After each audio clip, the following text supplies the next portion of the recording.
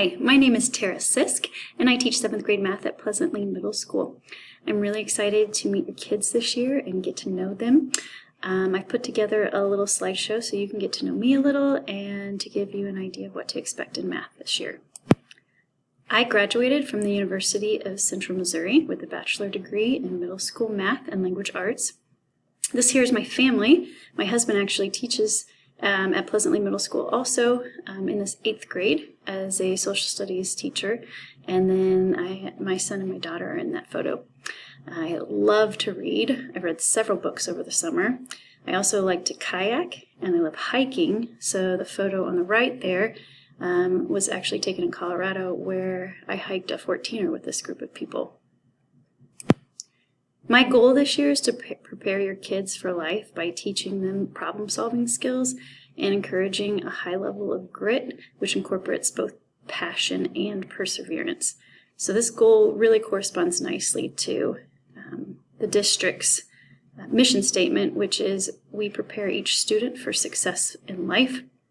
And Pleasant Lane Middle School, Dr. Sharp has a mantra this year: passion, purpose, and pride. The resource we are using for our curriculum this year is Illustrative Mathematics. This is a problem-based learning resource that allows your students to see the whys to math in addition to the hows. And it's very similar to Eureka, which your student has been using in elementary. Your student will be getting a total of 3 workbooks throughout the year.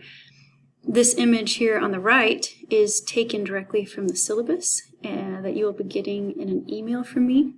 You can see this list with the different units we will be going over, and if your student is in the accelerated course, you can see the units that are going to have the 8th grade curriculum added in. Daily materials are also listed on the syllabus. I'm going to just highlight a few of them. If you're going to buy a calculator for your student, please get this one. If you prefer your student to use the online calculator I provide for them, that's totally fine.